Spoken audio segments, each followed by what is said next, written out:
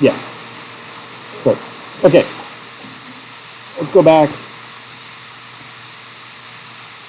I just apologize. I'm going to be teaching in the human sexuality class. We're doing the anatomy sections right now. So when I open up these things, that's like developmental genitalia up there. So sometimes I apologize if one of those little windows has something that might be offensive to some.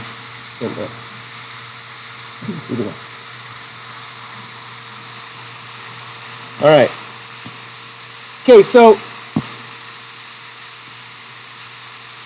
2 weeks, I think, we have our next little assessment. Is that right? 2 weeks? Okay. So I'm going to put out a list of terms for you to know. Should you look at that first test again? Yes. If you do not have a copy of said first test, please let me know. Or drop by my office and I will give you one. Why do you want to look at those test questions again? Some of them are going to be on the second test. Because if you've noticed, we've explained a lot of those questions during the second part of this class. There's kind of a reason for that. Okay, so how do I know you're learning? Can you kick that closer in a minute? How do I know you're learning?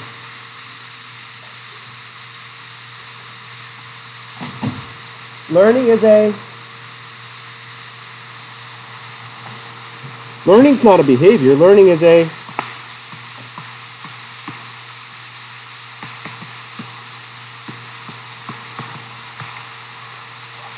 in order to know if you're learning, I give you a test that's really difficult. Then what do? I look at the results. How many did you get right? Then I give it to you again. Why would I give you the test again? To see if you're learning. Ooh. Deep. Okay, so I'm going to give you a lot of those questions again to see if you're learning. If you are learning, what will happen to your scores the second time you take it? You should improve your test scores. Now, everybody gets full credit for the first test because it was mean and unfair and difficult and I was sick and still another 17 reasons why here. But, so one of the things that you have to remember, that learning is based on stimuli. Learning is based on stimuli. Stimuli can be either good or bad. What determines whether a stimuli is good or bad?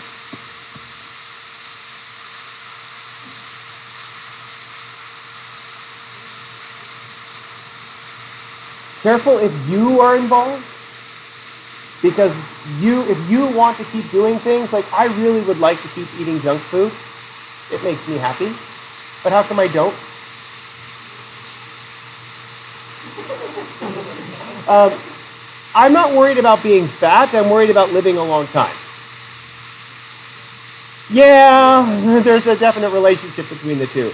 For me, it's more about my blood sugar than my body mass, which are also related. But so I don't eat very much processed foods at all. Oh, I could have eaten before class. I forgot. Oh well. And I don't eat I don't eat breads very often. I know, bread's amazing. It is. But I eat these low-carb wraps, which are very tasty. They're very tasty. Yeah. Okay. I mean, a big, nice, thick sourdough sandwich compared to I have the low-carb wraps with the peanut butter, almond butter, and banana.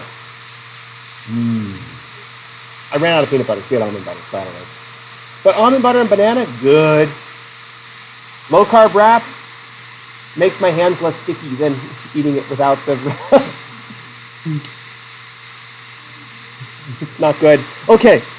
So, especially with coronavirus rolling around, don't just eat peanut butter with your raw fingers. It's just... Don't ever anyway. Moving on. Okay. But, so for me, fast food is not a reinforcement. My son really likes greasy hamburgers. So I will go get him In-N-Out burger. I will get him a Habit burger. I won't buy McDonald's stuff. I draw a line somewhere. But at the same time, it's reinforcing for him. But when we go there, do I get anything to eat? No. it's not worth the money for me to get something to eat there. I have eaten a Habit burger before. Get it with a lettuce wrap, tasty, but it's so greasy, I don't feel like I've eaten food after eating it. And so I feel kind of sick, but I don't feel like satisfied. That's because that stimulus is not a conditioned stimulus as a reward for me. What's the difference between a stimulus and a conditioned stimulus?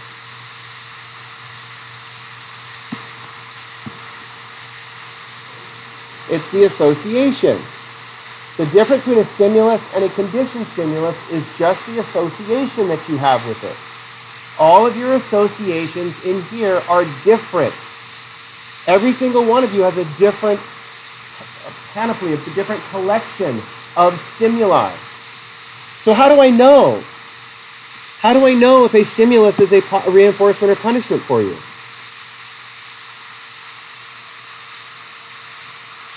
I test it. You can actually, the nice thing is most humans live in a cognitive world. Now we can say it. Well, you like it. Well, when you like something, that is your personal reflection of your past. Let's see. I was trying to think of a good example for this. My son hates zucchini. He will gag broccoli down just to get his, quote, vegetable, unquote. Throw it in his mouth and go, and he's like 5 or 6 times. His go-to vegetable is cucumber. It's not a freaking vegetable, but whatever. And he goes, I'll eat a cucumber. Fine. Cut a cucumber up, he'll eat the entire cucumber. How come he won't eat a zucchini? Oh, you haven't lived until you had good, fresh zucchini. Okay, but he just doesn't like them. They're just not good to him. I can eat zucchini all day. I love it. I can eat almost any vegetable all day. I love it. By the way, do not eat an entire thing of cauliflower gnocchi. Oh, that was intestinally interesting. Super tasty, low carb. They're Trader Joe's. They're frozen. We put them in the air fryer, kind of crispied them up, put marinara on them. It was so good. My daughter didn't like them, so I just ate the rest of them on Sunday. That hurt. Okay. Am I going to eat them again? Hell yes. Okay. That was so entertaining. My family, not so much. My wife called me gross for some reason. I don't know why. Moving on. Okay. So, the key word is that the key idea is contingency. If there is a positive behavioral contingency, fancy words for meaning if you do it again, that's a reinforcement. If you avoid it, it's a punishment. If you do it again, it's a reinforcement. If you avoid it, it's a punishment. So our behavior, well, why would you go to college if you don't like school? The reward of going to college is greater than the reward for not going to college. But not going to college can be extremely rewarding. You can go get a freaking job. Wait, that's not rewarding. Well, it is. Yes, my first time I had a real job, I've always had no money. And I worked as a dishwasher my first real job as I worked as a dishwasher. And I washed dishes, and it was exciting. No, it's horrible stuff. And everybody yelled at me that they needed more of whatever plate or something, and I'm burning myself with the stupid steam washer thing covered with filth, and it was an Italian restaurant. You're not allowed to eat the cheese off the plates when people bring it back, and it was horrible. All that crusty cheese on the side of the little dishes that they make lasagna in. No? Okay. No? Okay. So, I never had, but it's very tempting. Okay, but luckily my contingencies for getting sick are very low. I should just eat the peanut butter with my hands, is what I'm saying. Okay. But so I'm suffering at this job, and this is awful. And then I just never bothered to go pick up my paycheck because I've never had a job. Finally, the manager comes back goes, are you going to come pick up your paycheck? I'm like, oh yeah, I get paid. And so I got this check for $400. washing dishes is worth it. I didn't really actually think about how many hours I worked to get my $400 because I just didn't want to think that. But I got money. A, I was working, so I wasn't spending money. B, I was getting money. I could finally contribute to my friend's boat for gas money when we went fishing. I could actually get gas for my car. Craziness. So if I stayed working at the dishwasher, like there's a guy named Brian who worked there. He's been working there for 30 years at this restaurant in Vermont. And he has his PhD in marine biology. He studied the plankton that live under the ice in the Antarctic. PhD. Why did he work at the restaurant? There was more reward in washing dishes than there was in studying plankton at the bottom of Antarctic ice. Oh, you're working chemosynthetic, blah, blah, blah. He's like, how do you know that? I'm like, I do college. Anyway, so, but the fun part about this whole thing is that how do you know something's reinforcing? You keep doing it. So why would you stay home and watch the live stream? It's rewarding if you're sick, because coming to campus might be not as rewarding if you're sick. So it's all about these balances of rewards and punishments. Training a dog is super easy. Their Umwelt, their sensory world around them, is extremely small. The dogs have a sense of time. Stop, sit for 5 minutes, go. The dog will go, okay. Is it now 5 minutes? No, they don't have a sense of time. Cats have a sense of time, but that's not important. Okay? Yeah, they can tell what time of day it is. And if you pay attention to your cat, if you have a cat, you can pay attention to exactly where it is at each time of the day. You take a picture at the same time of the day of where your cat typically is. It's in exactly the same position at the same time every single day. That's because they have a very good sense of time. And and the cat has this, this is my mid-morning nap, my late morning nap, my early morning nap, and then there's some food chasing and a little bit of frenetic behavior followed by my early afternoon nap, followed by my later afternoon nap. My cat used to literally sit on the back of the couch until I got home from work. I'd pet her, she'd stretch and move to the other part of the couch and sit there the rest of the afternoon. She's a little beast. She's 18 pounds, same distance of base of tail to nose as side to side of tummy. She was a round cat. She was Garfield when Garfield's stomach outgrew his... Never mind, you can Google that. Okay, so it was kind of gross, actually. She died of kidney problems as a result of her obesity. But I went away for the weekend. I left this big bowl of food, and I forgot something, and I came back like an hour later before we actually left, and she had eaten the entire bowl of food just laying there on the kitchen floor. Like, it's just like, this is why you have a weight problem, cat. I just laughed. I figured she'd survive over the weekend, and she pooped on my pillow, but not important. Okay, so you're not going to feed me? Fine. Okay. That's Hogan. He's a good cat. It's when your roommate gets married to a girl who is allergic to cats. What do you get? A cat! Oh, well. She peed on my wife's stuff when my wife came over too, so when we were first dating. Okay. So, now the whole point of this is learning is all about paying attention to your environment and changing your behavior. That's what learning is. Changing your behavior. So one of the things that changes your behavior is your consciousness. Do you learn to be conscious?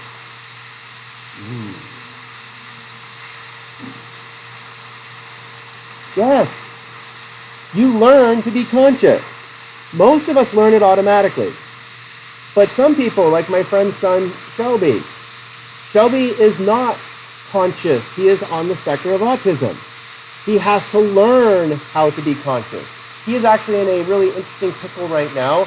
His partner just got a job at Disneyland designing costumes. He's been trying to get a job at Disneyland, an internship at Disneyland, and now he actually has a job at Disneyland. Problem. Shelby is finishing her degree at State. Shelby and his partner have now moved out together. Partner is now moving to Anaheim. Where does Shelby have to go? Anaheim, transfer schools, or move home. Uh-oh. You go to state. How do you make the choice?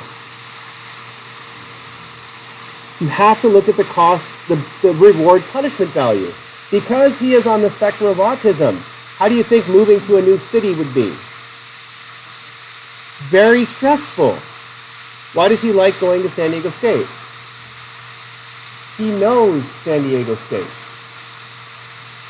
His dad worked at San Diego State for years. He knows San Diego State. It's comfortable. He doesn't have to learn new. So it's interesting. But the idea is that he has had to learn how to become conscious of other people. He had to learn how to become conscious of himself. Like self-care. Like wiping your butt when you go to the bathroom. You should, just saying. Why do you have to learn that?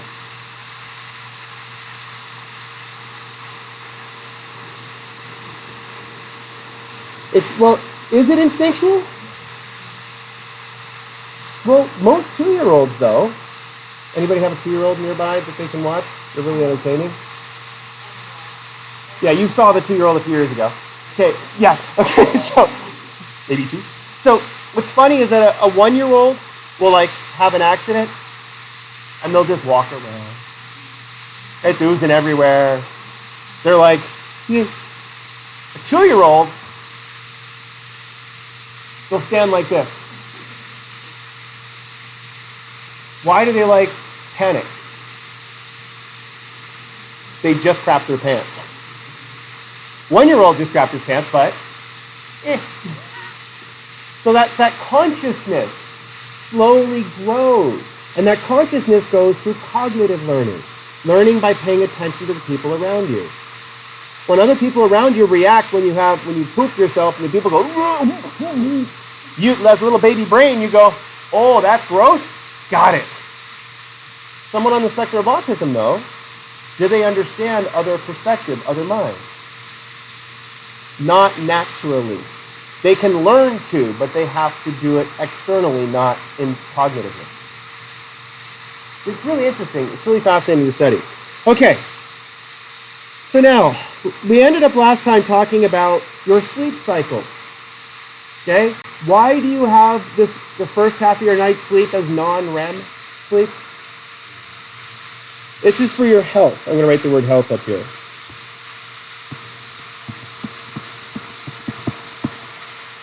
This is for your health. If you physically exercise a lot, you get very good non-REM sleep.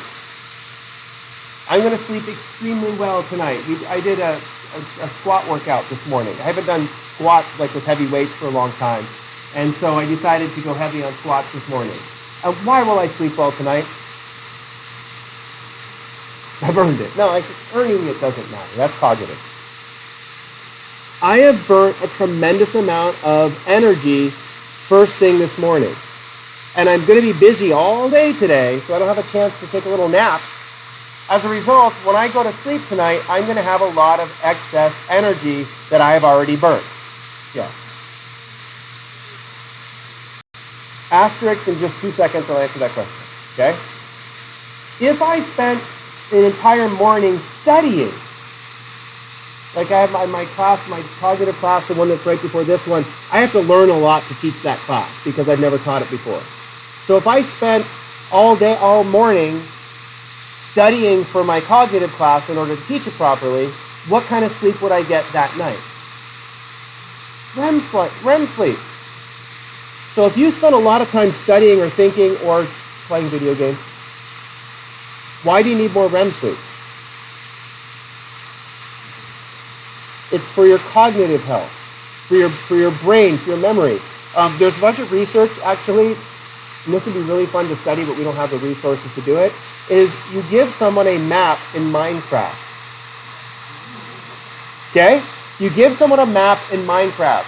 And what you do is then have them go and put markers around the thing, make little beacons or make markers, then allow them to take a nap. Okay? If you let them fall asleep and they get REM sleep, well, they're not thinking about it. We'll go through how dreams work again in a minute. Their brains consolidate that map. So if I let them take a nap and relax and just take a little snoozy for half an hour, if they go into REM sleep, you ask them, can you go find all the pins? Go. Start a stopwatch. Okay? They can find the pins faster if they've had REM sleep. If they haven't had REM sleep, they're just as bad at finding them as if they hadn't taken a nap. Why would you find the pins faster if you've had REM sleep? Think about this. If you close your eyes, can you picture a map of El Cajon? Well, if you're familiar with El Cajon, you can come up. If anybody drive Uber in here? Uber drivers get really good at knowing where things are.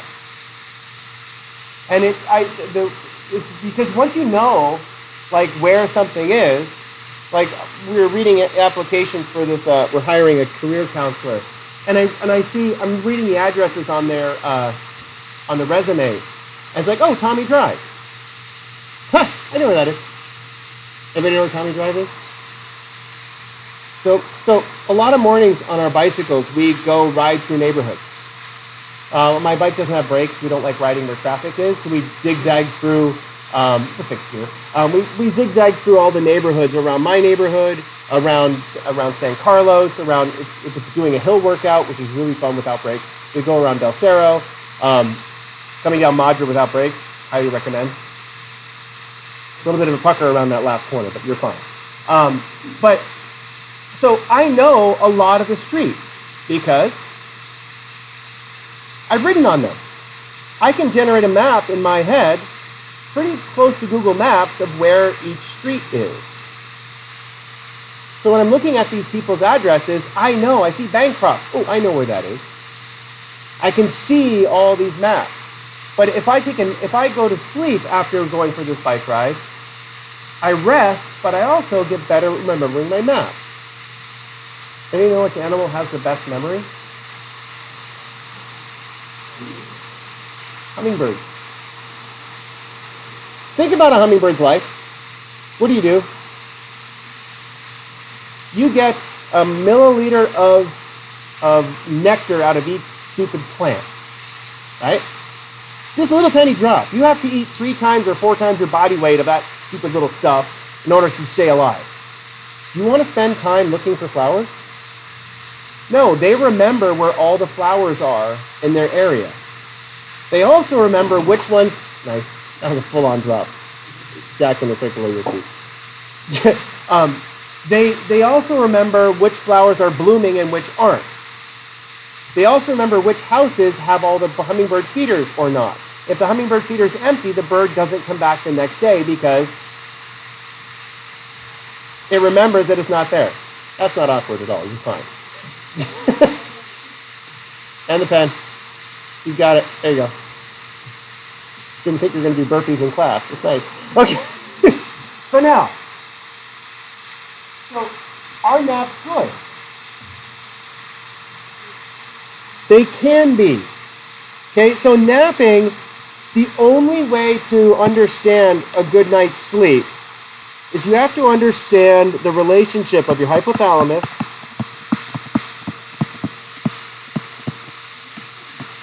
your pons, and your cortex.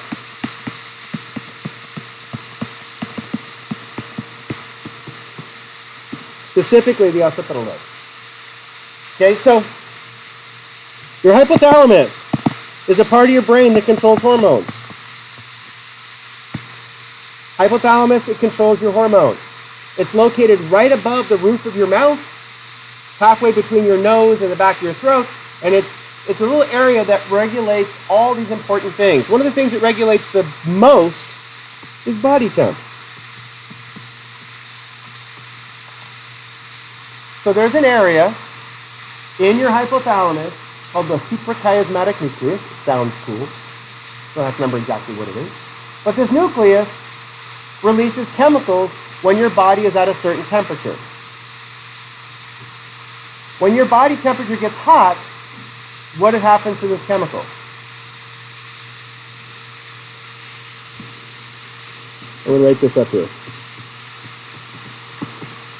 What is the normal body temperature? 98.6. Okay? I'm a little bit cooler. I'm a 97.3. I'm KSON. Oh, sorry, it's not KSON anymore. What is it now?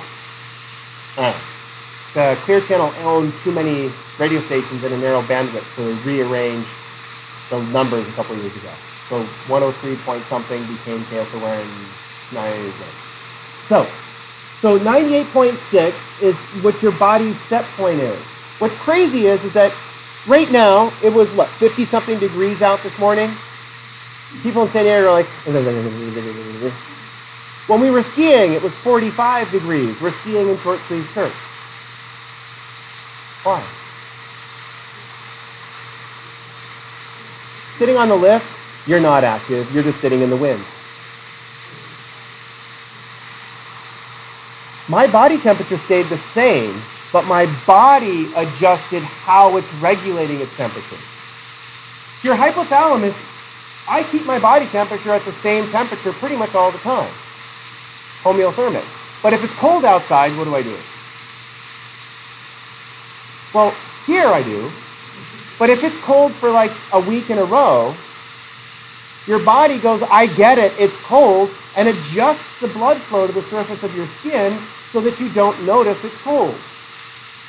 Something that's really weird that happens in the wintertime, we don't get this in San Diego because it's only cold for like 3 days, but your skin gets dry. Why does your skin get dry? You're not secreting as many oils because the blood's not flowing all the way to the surface of your skin. So your skin gets dry. You get scales. But that's what you cover up. No one notices. It's okay.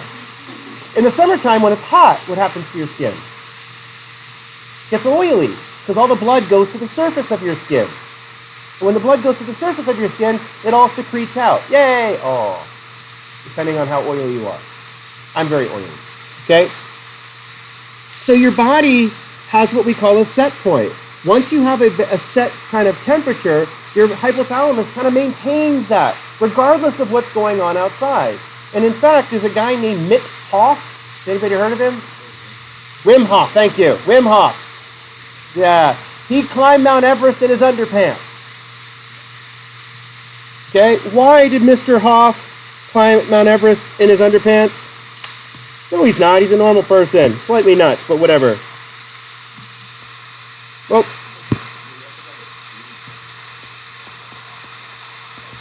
you should do that when you're climbing Mount Everest.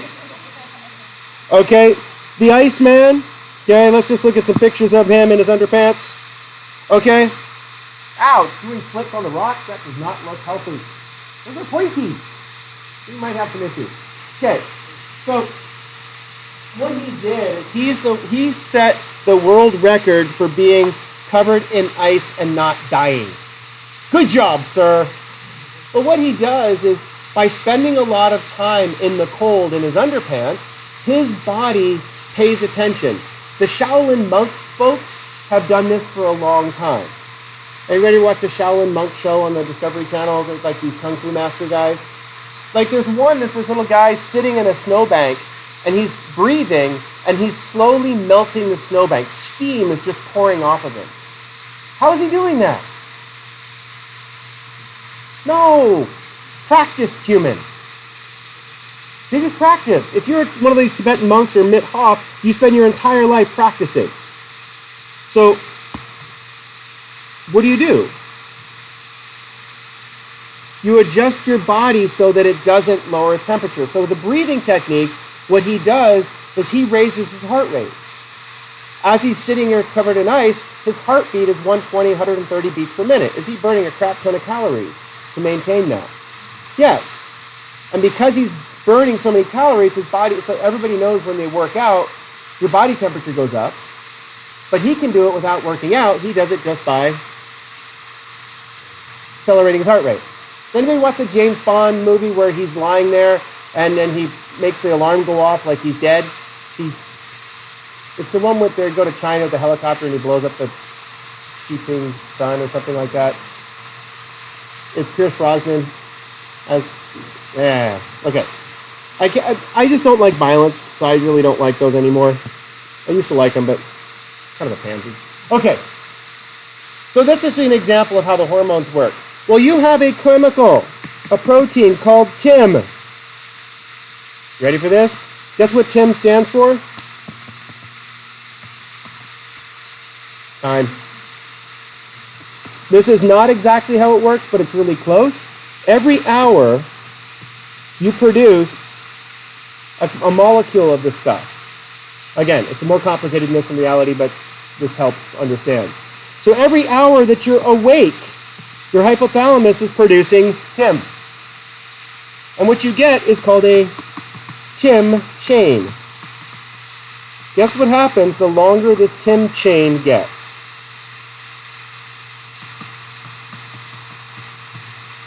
What do you get? You get tired.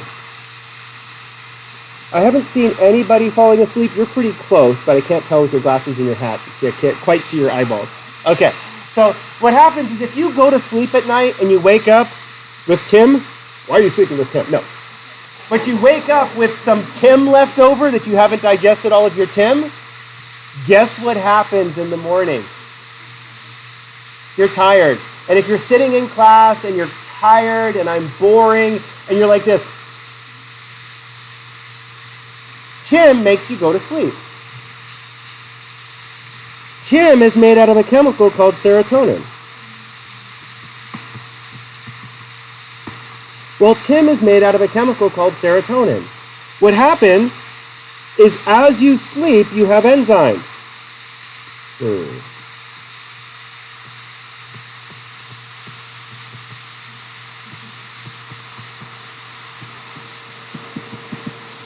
So what the enzymes do is the enzymes, this worked last class, it works now, go like this. Waka, waka, waka, waka, waka, waka, waka, waka.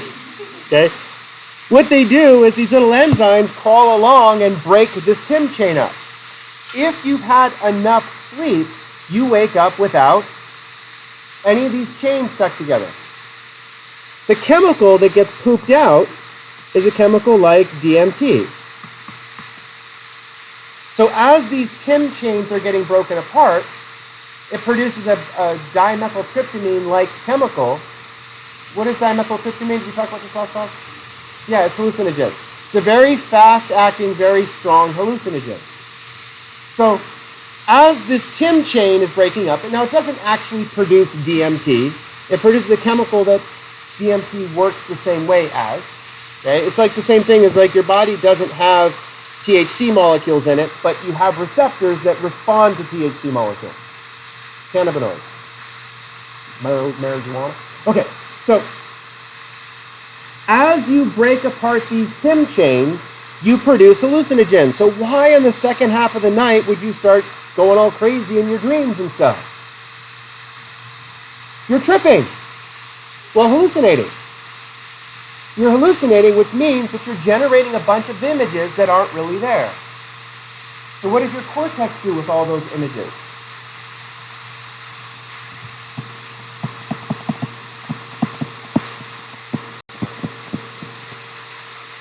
So the occipital lobe is where you quote see.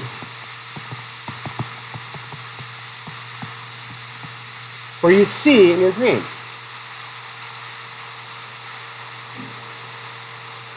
The cortex is where you see in your dreams. Why do you see a bunch of random crap?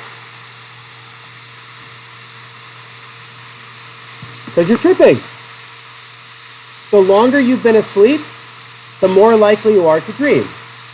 So if you have a chance to actually sleep in the morning, which actually is really important for you, if you have a chance to sleep in, like I get up at 4 o'clock pretty much every morning. Our coffee maker goes off at 4 o'clock, and it goes beep right before it wakes up, where it goes off. I happen to have been snoring last night. I have a little sinus thing going, I think, possibly. Probably the corona. Anyway, and I guess it's not funny, but... So, because of my sinus thing, I was snoring a bit. So if I'm snoring, we have a rule. My wife, if she wakes me up because I'm snoring, I snag my pillow and I head off to the couch. So why do I do that? She has very bad what's called maintenance insomnia. Maintenance insomnia is where you wake up in the middle of the night and then you can't go back to sleep. I do not suffer from maintenance insomnia. My only type of insomnia I have is onset insomnia. What would that be? Trouble going to sleep. But I've learned ways to fix that. So for me, if I got a lot of crap going on, I just lay there. And I just can't go to sleep. But I can show you a couple of tricks on how you can make yourself go to sleep without actually having to do much. It's actually pretty easy. Okay, but her maintenance insomnia is worse because once I wake her up, what does she do? Yeah, she does hit me, and she's very strong because we both lift weights a lot, so now it actually hurts. She used to just gently, excuse me, honey, now it's just like, whack, ow. She generally doesn't go for the head, which I appreciate. She usually goes for my shoulder or something that I can take a hit on, but she has hit me in the face before, not on purpose, but she's like, you're snoring! Oh! Okay. But I just get up and go back. Am I back to sleep in like 5 seconds on the couch? Yeah, and the dog comes up, sleeps right between my feet. She's like, I'm good. And then my wife, it can be non-disturbed, so she can continue out throughout the night. So anyway, but the main idea is that why do you need both half of night sleeps? Physical health and mental health. How come she's able to sleep up until about 1 o'clock with me snoring happily? Because she works out and her body goes into deep sleep. When you're in deep sleep, is it easy to wake you up? No, but as soon as you hit that halfway mark in your night's sleep, my wife is a champion at falling asleep. She shuts her phone off, we shut the light off, and she puts her head on the pillow, she's asleep. Instantly out. Me, I'm like, she'll ask me a question, I'll answer it, and then she goes, what? She's already fallen asleep once she asks me a question. I'll think about it, but then I just don't answer half the time because I can hear her breathing, she's asleep. Okay? So, again, should you pay attention to what's in your dreams? If you have the chance to sleep in, get an extra hour or two of sleep, what will you spend doing? Yeah, well, if you have enough sleep, you won't be able to sleep anymore. But if you have any sort of Tim change left over, what should you be able to do? Sleep. Okay, I'm going to write this word up here. It's called REM rebound. If you have the opportunity to sleep for a little extra time in the morning and you spend the entire time dreaming, that means that you need more sleep. So every night that you miss REM sleep, what does your brain do? It doesn't overcompensate, it puts those dreams on the night before. So if you go to sleep and you still have a few extra Tims left over, the next night the little enzymes are going to produce even more of this chemical, which means that you're going to start dreaming sooner. If you start dreaming sooner, like we talked about before, if you go right to sleep and you start dreaming immediately, that means that you're REM sleep deprived. And that we talked about, you said the maintenance insomnia. That's the same thing. Because the maintenance insomnia means that if you wake up halfway through the night, you're missing REM sleep. And for me, I discovered that, sadly, this is French press coffee in here today. What happens with caffeine? Well, it doesn't make your dreams go crazy, it suppresses your dreams. But so By suppressing dreams, do you build up the extra DMT molecules? Yeah. And so I love, especially the last couple sips of this, because all the chunks are in it from the French press. Like creamy. Tastes like an old ashtray. Okay. But the problem is that this causes insomnia. Because the chemicals that this TIM chain is made out of, and one of them happens to be adenosine. Caffeine blocks adenosine. So when you withdraw from the caffeine later on, you build up enough abundance of it and you can't sleep. Don't worry about the paranoia. That'll come later.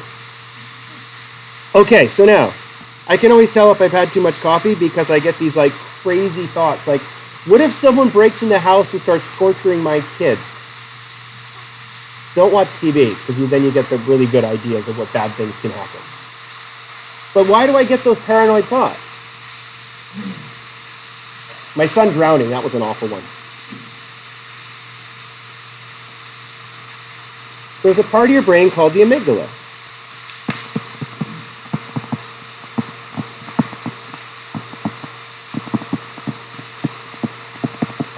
And what does the amygdala do?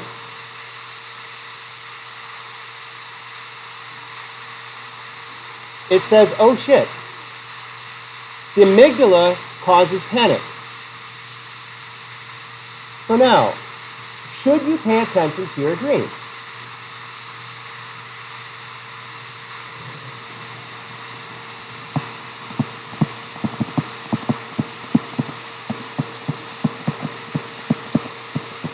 Okay, so there's two elements of your dreams. I still haven't answered your question, but we'll get there. There's two elements of your dreams. The manifest of your dreams. Anybody know what a manifest is? What does manifest mean? A backlog, a detailed list. When do you have your travel manifest? Yes, here's my entire itinerary and all the stuff I'm bringing and all the stuff I'm packing. That's a manifest. So this is the details. When latent, that is the underlying meaning.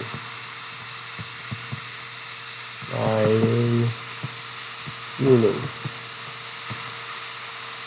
So your dream has two different sets of content.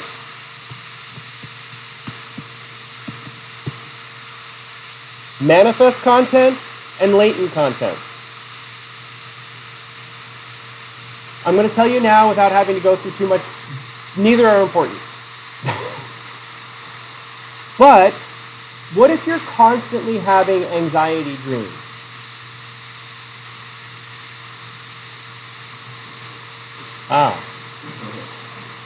Which means if you're constantly having anxiety dreams, that means your amygdala is activated. When your amygdala is activated, it triggers memories. So, for example, if you've been in a car accident or been to close to a car accident, okay? What happens when you go to sleep that night? You dream about it. Everybody has what we call post-traumatic stress. Post-traumatic stress is when something bad happens, we all feel it later, like when I made you weigh the jars in front of the class. Okay, that's post-traumatic stress. But what happens after a day or two of this normal post-traumatic stress? It goes away. Your brain figures it out. But what if something is strong enough that it keeps reoccurring? We call it post-traumatic stress disorder. The difference between post-traumatic stress, everybody suffers from that, thank you, and post-traumatic stress disorder becomes persistent, and the post-traumatic stress becomes greater than the stress of the actual situation itself. It's like a lot of returning veterans after they get blowed up or something. What happens? They have the trauma of being blowed up is greater now when they're home than it was actually getting blowed up. One of my students, anybody have a clicky pen? Can somebody clicky their pen? Okay. Okay. So, I can't remember what the student's name, but he sat over there. But one of my students got blowed up in a roadside bomb in Iraq years ago. And right before the bomb went off, Bombs make a really weird sound when you're close to them. They go boom. You actually hear the air diffuse around them. But right before that boom sound, okay, click, that pen click sound. So what would happen to him if y'all did that? We can scroll all the way back up and go back to my conditioned stimulus and say that clicky sound became a very strong conditioned stimulus. It automatically triggers not just the emotion, but the entire memory. So, and he told the story in class, and basically, when he got blowed up, he was knocked out of his little Bradley fighting vehicle thing. It just flipped over and it kind of fell apart. He lost a lot of muscle on one of his legs, and he's trying to stand to help somebody else, and he kept falling over. And then finally, somebody else came over and said, "You just sit down for a while," because he was missing a big chunk of his leg. How come he didn't notice he was missing a big chunk of his leg? The adrenaline just said, your brain just basically says, you know what? Your hypothalamus says, you don't need to feel this. Just pretend it's not there. And people noticed, he noticed that his leg felt cold, not that it hurt. The cold was from the blood and the wind blowing on it. Ugh. Okay. But at the same time is that he was fine. After he got to the hospital and they fixed him up and they sent him home, he was fine. But when he started having dreams, what did the dream start making? Click. That click sound kept reoccurring in his dreams. Every time that click sound happened, what would happen to him? He'd blow up. So in his dream, he'd be startled, awake, by the click in his dream. Could he go back to sleep? No, because what's his heart rate doing? Rising. His body temperature's going up. He'd get all sweaty. So this is the problem, because if you can't sleep, follow the logic, what happens the next night? It doesn't just happen again, it happens sooner because of the REM rebound. So as soon as he falls asleep, click, startles him awake. And it's the same thing as trying to sleep with the tinnitus. So he has tinnitus in his ear, okay? And what the tinnitus does is you hear a frequency in your head. So when you try to sleep, what do you hear? And sometimes it's distracting and other times it's not. Is it always distracting, or can you just tune it out? Yeah. Why would you turn on a fan? Yeah, the sound of the fan is a white noise. It's a panoply of frequencies. We have a ceiling fan over our bed, which I got to remember at one point to go fix this. It goes tick, tick, tick, tick. The little plastic bushing, it's like a ball and socket joint at the top, and part of the plastic is wearing away. So all I have to do is put a little dab of bicycle lubricant on that spot and it stops ticking. But of course, when do I notice it? When I'm already cozied up and cuddled, and the dogs are in a little happy dog sleeping position, and my wife's asleep, and I hear it tick, tick, damn it. Because I have onset insomnia, why is that a problem? I keep listening to it. And if you keep listening to something, all of a sudden that prevents you from actually going into the stages of sleep that you need because you're paying attention to something producing beta waves. Okay. You see how we keep going back and filling in the details? So we can actually start talking about more complicated things, and all the details of stuff that we've talked about explain how this works. So what's important for this student, the student with post-traumatic stress disorder? What's important for him? Understanding the details or understanding the underlying meaning of his dreams? The meaning. I just say once, this is years of therapy. Once he gets past the anxiety of getting blown up, then his dreams can subside. But why does he have to get over the anxiety of getting blown up before his dreams can subside? Because the dreams are manifesting from this relationship between this tick sound and the anxiety of being hurt. And it's not the exact anxiety of him being hurt, It's him not being able to help the other people is where the actual focus of the anxiety was. Not the fact that he got hurt, but the fact that he could not help the other people. That's what caused his anxiety. And so once the psychologist unpacks that, then he can start dealing with it. But why do people just try to avoid it as opposed to deal with it? Yeah, well, as soon as you bring back up the traumatic event, you relive it. It's actually, the reliving of it is worse than the actual situation was because it doesn't exist in reality. It exists in your consciousness. And your consciousness, going back up to the whole idea of consciousness, this is a real pain in the butt. Here's my consciousness way up here. Whoa. Sometimes I don't understand how this works. Okay. Sometimes it's just random.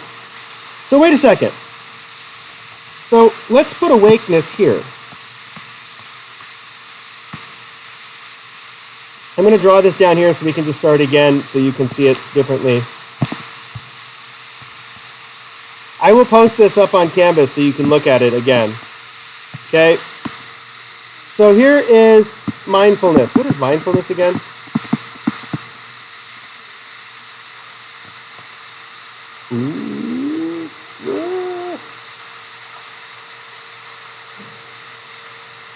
So if I do this, easy, Patsy. Anybody know what that means? Hey Google, what's the airspeed velocity of a European swallow? Hey Google, what's the airspeed velocity of an African swallow? Oh, you're really letting me down, Google. It's Monty Python. Usually I would ask that question. It would tell me 26 meters per second, but significantly slower when carrying a coconut. You have no idea what I'm talking about. You are not mindful. Moving on. Now, I'm making that joke. Okay.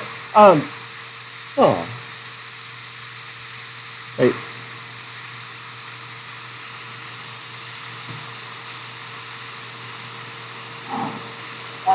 Ad.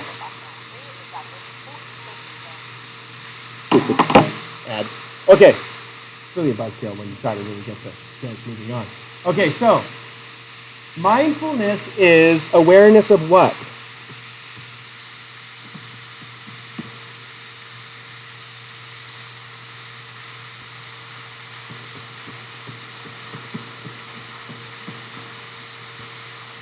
So I'm going to write down here, we have all the persistent vegetative state and sleep and stuff down here. Here's awake. Here's mindfulness. So how do you know that you're awake, first of all? But how do you know you're not sleeping? Right, good work. Welcome to psychology. How do you know that you're awake? There's a guy named Clive Wearing, which I'll show you a video at the beginning of next class. Clive Wearing has no memory at all. He had a encephalitis, which killed parts of his brain. He doesn't have any memory. As he's talking, he doesn't know what he had just said because he doesn't have any memory. He keeps saying, I am truly awake and alert and conscious for the first time ever. And then he looks at what he just wrote and said, no, now I am truly awake and alert and conscious for the first time ever. He goes, I live in complete silence. Because what does he have? Now. He doesn't have any then. Does he have a future?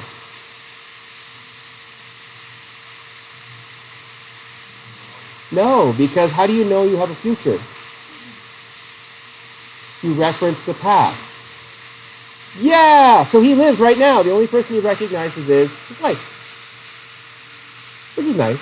But every time he sees her, it's the first time he's seen her in a very long time. Pretty awful. Yeah. Anyway, it's cool, but it's awful. Okay. So, memory is somewhere in here. Memory has got to be somewhere in here because it is the way that we know that we're conscious, is that we have consciousness of our being conscious. The only way to know you're awake is to actually be awake. There's all sorts of really cool spaces around awakeness, or different levels of alertness. The class right before this one, we did a discussion on attention. Attention is somewhere around being awake. People like myself with attention deficit, it's a hard time paying attention because what do I pay attention to? Everything. And because I pay attention to everything, like she's not wearing shoes, random crap like that I noticed, that he was coughing earlier, that makes it very hard for me to pay attention to things. Okay? And so the reason it's hard for me to pay attention is because it's hard for me to remember tiny little bits of details of things. So the idea of trying to understand, let's look at mindfulness as consciousness and then see if we can build where we get down to memory.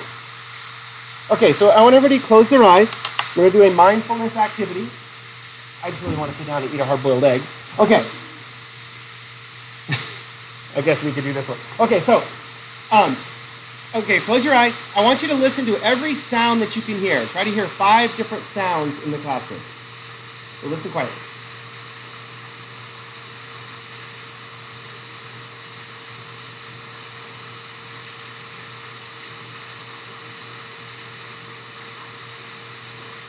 Okay, what do we hear? Okay, projector. Good. What else can you hear? What's smacking? Good.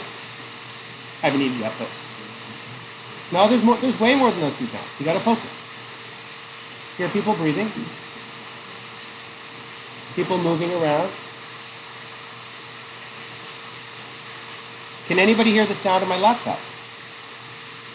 Up here, if you're right in the front, you can hear the fan on my laptop's running pretty hard right now from the recording. What else? You can hear it's a slight ringing in your ears. Okay, you can hear his ringing in his ears if you're really attentive. There's actually chinchillas. If you hold the chinchilla up to your ear, you can hear their ears make noise because their ears vibrate. They send out sound so that they can hear sound much faster. So the chinchillas, you can actually hear the ringing in their ears. Be careful, they also can bite. So just when you're driving around the chinchilla, holding it up to your ears. Chinchillas are cute. Okay. Okay, listen, see if you can find anything else. There's one. You can hear a phone buzzing. Okay, there's a lot of sounds, but okay, how does it feel once you've been listening for a couple seconds? Peaceful. So close your eyes again, try another one. Not sound though. Oh, it's kind of gross if I do. I won't do that. Okay. I was going to open the hard-boiled eggs, but okay. I want you to think about all the things that you can see with your eyes closed, not literally see. I want you to think of all the things, what the classroom looks like around you. Keep your eyes closed and try to think about everything around you, what you can see.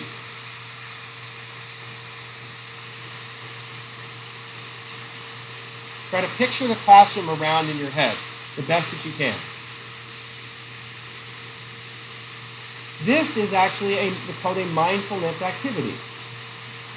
What are you actually doing? Not sure how we can do. What are you actually doing?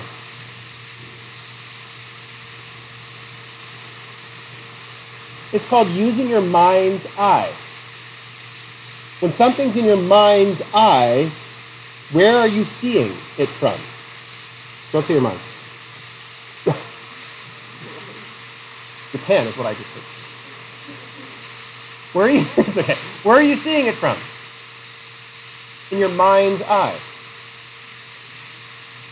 Well, everything that you experience comes from your cortex. So your occipital lobe is being activated by your frontal lobe. It's not being activated by the world around you. It's being activated by your own memory. Okay, yeah. So this is a problem with called selective attention. So like, for example, this is it's kind of a gross one, but I was going to open the eggs and do it, but I won't because it'll gross people out. But you can also, if everybody sits really quietly, just breathe in through your nose. What can you smell? Okay. So this is a mindfulness activity. I do this a lot, believe it or not. So I get very overwhelmed and worked up by stuff because I get distracted by lots of things. So periodically I do what's called a 5 senses walk. A 5 senses walk is you sit down and you close your eyes and you take a deep breath and you pay attention to every sound that you can hear. And the key is to try to identify what that sound is. Because anxiety is a lack of mindfulness. When you are suffering from anxiety, that is actually your amygdala telling your brain what to think. Lower part of the brain, the amygdala is down here. Mindfulness is higher level of consciousness. So you have to let the environment tell you what to think. Subaru. Sorry. And if you didn't hear it, there was a car that went by. How can you tell a Subaru from any other car? The motor sounds like a lawnmower. Okay? But a Volkswagen Bug you can hear. Most Hondas you can tell a Honda from a Toyota because they make a different sound. But the reason is because when you become mindful, you become conscious of the world around you, and you stop paying attention to the inward voices coming out. Who are those inside voices? We have names. No. But when I say those inside voices, in the disorder of schizophrenia, they literally do have separate voices. But we all have those. What are those voices? That's your unconscious mind. Your unconscious mind are your emotions. Those emotions have voices. This is what causes a lot of insomnia. You start going, like when I was sick, I was trying to get over being sick. The van needed to get fixed. I needed to buy parts. We didn't have any money left at the end of the month, so I had to charge buy parts. It was complicated, and I had to make sure that the parts came in on time, so I had to get the van back in time. Is that a lot to try to process? Yeah, but by being sick and I can't get enough REM sleep, what happens with the ability to concentrate and process thoughts? Sucks. Because when you're sick, or when you get the flu, or if you have a fever, what do you spend most of your night in? Bless you. See, it's a spread now. It's okay. When you're sick, where do you spend most of your night sleep? Non-REM sleep. That's why, when you're sick, you're kind of an idiot for a couple days afterwards, until the fever finally breaks. Once the fever breaks, you have this crazy night of really awesome sleep, and you're like, I'm back. You feel yourself again. That's because this idea of mindfulness is being awareness of your consciousness. Is mindfulness something that you just have? It's practice. Mindfulness is a practice. Awareness is a practice. It's not something that you have. It's like science. Science is not a thing, it's a method. So, can you truly become mindful? It's a constant practice, not a goal to be achieved. Why do people do yoga and stupid things like that? It's a way of practicing mindfulness. I enjoy mountain biking as a way of practicing mindfulness. When on Sunday morning we went for a ride. There's Mitt, and let me put this up here real quick. Mitt, I say his name wrong, but I remembered it wrong. So what are these? They're not just flowers. Come on, coelacanthus. Coelacanthus lakeside, and that's the dark purple ones are the lakeside coelacanthus. Okay, but this is lilacs. And these are very rare actual lilacs. The white ones are really common. They're from Oregon all the way down to Baja. We don't care about those. The purple ones, though, are very unique. They only grow in a very small region of the world, and you happen to live in it. Yay! Okay, anyway, why are they so cool? And they also smell so good. They're also extremely endangered, so be careful just rolling around in them. Yeah, anyway. But people have built houses and bicycle trails through these things, not to mention me, and cut them down and smash them to build bicycle trails, and it's not necessarily good. This is why a lot of the bicycle trails and mission trails have been closed, is because the coelacanthus is people have been cutting them down to build bicycle trails. And because they're an endangered species, that's why a lot of bicycle trails have been closed, is because people have cut them down, which is going against the Endangered Species Act, and rogue mountain bikers, yeah. Okay. So, but what's interesting to me about this is that this is how I achieve mindfulness. I go for bike rides. But what do I do on my bike ride? I look at stuff. We stop and take pictures of things a lot. And like especially last year, in the spring last year, we had more flowers growing in the spring last year because we had such a wet year, that I've never seen so many flowers in Mission Trails before. And it's just absolutely amazing on what was available in Mission Trails at the time. And it's like all the different colors of the same species of flowers that we've been seeing. It's just completely amazing. But at the same time, why is that being mindful?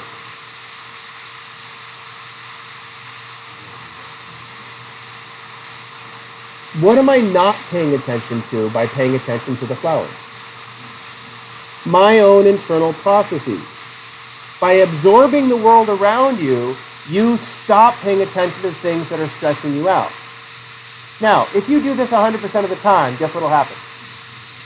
You become one of those burnt hippie dudes at the beach. We're very happy people, don't get me wrong. But what do they not also have? They neglect themselves often. They don't have self-care. They also don't really have jobs. Yeah. So, is mindfulness like the ultimate goal? No, unless you're like a monk, or you sit in ice baths and get on documentaries and write books about sitting in ice. Mindfulness is something that everybody should practice, but it's not a real destination that we should all achieve. I mean, unless you really want to just embrace the pants and go full yogi, that's funny to me. Gotta embrace the pants. That's the best part about yoga. I refuse to buy Lululemon stuff. My wife will keep trying to threaten. No. Anyway, every time we go to the mall, I go to my son, hey, let's go try on yoga pants. He goes, yeah. My wife goes, stop it. Anyway. So guess what we're talking about next class then?